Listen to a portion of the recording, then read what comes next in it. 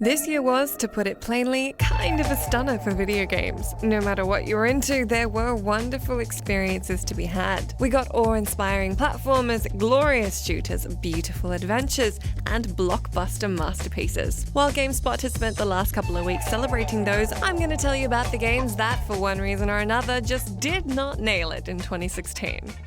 Sometimes bad games are bad because they seem to be full of potential and end up being a huge disappointment. Several games from this year fell into that category, but I'm talking Teenage Mutant Ninja Turtles: Mutants in Manhattan. Now, no one expected this one to be good because it was a timed release with the movie, but a lot of people did expect it to be good, given it was created by Bayonetta developer Platinum Games, and the studio's last movie-related game, Transformers Devastation, was actually quite good. Mutants in Manhattan was a whole other story. It showed all the flaws of a game rushed out to meet a film release, featured a combat system that didn't require any nuance beyond button mashing, and encounters that were so chaotic that having more than one enemy on screen made it impossible to see what was going on. Platinum added in items and an upgrade system to broaden the gameplay experience, but they proved to be largely meaningless, and the delightful chatty exchanges between our turtle bros were undermined by an uninspired game world and boring fighting. Given this one came from the same studio who made GameSpot's 10 out of 10 rated action game Bayonetta 2, that's just not, to quote the Turtles themselves, radical.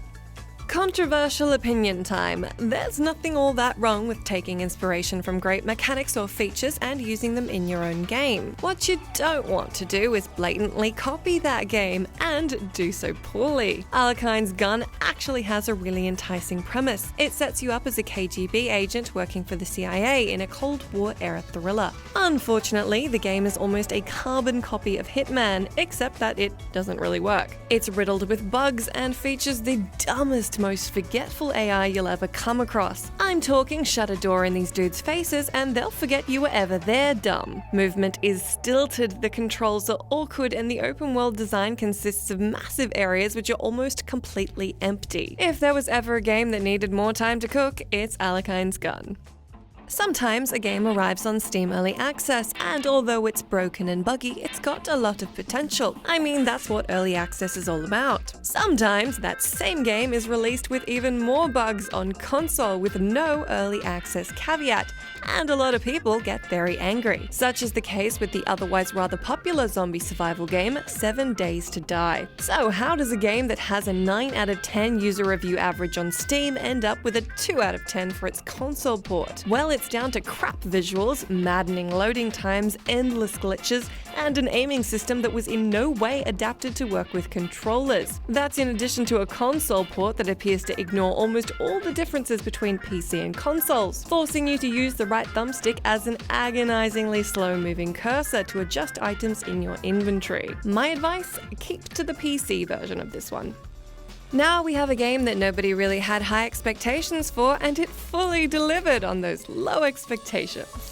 In a year that had games like Titanfall 2, Battlefield 1, and Overwatch, there really was no room for a competitive multiplayer shooter that tried to deliver a similar sort of gun-toting experience, and executed it really poorly. And yet, Capcom gave us Umbrella Corps. Almost universally perceived as a fairly pointless addition to the Resident Evil franchise, Umbrella Corps really only succeeded in taking all the shittiest parts of Resi games, that is, all the clunky action and no substance or atmosphere, and condensing those parts into one shitty package. The game featured boring maps, an unclear and inconsistent cover system, both overly lengthy and broken animations, little incentive to progress, and basic uninteresting single-player levels. Oh, and technical issues. A veritable shit ton of them.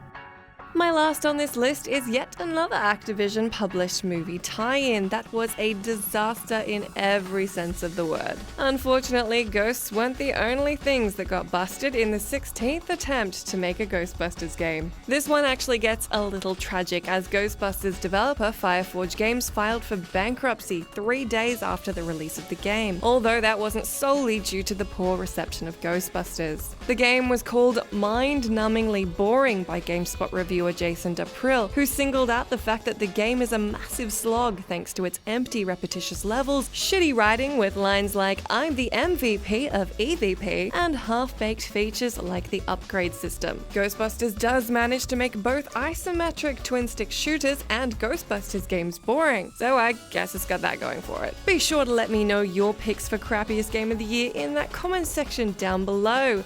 Do yourself a favor and avoid these terrible games over the break, and have yourself a lovely holiday.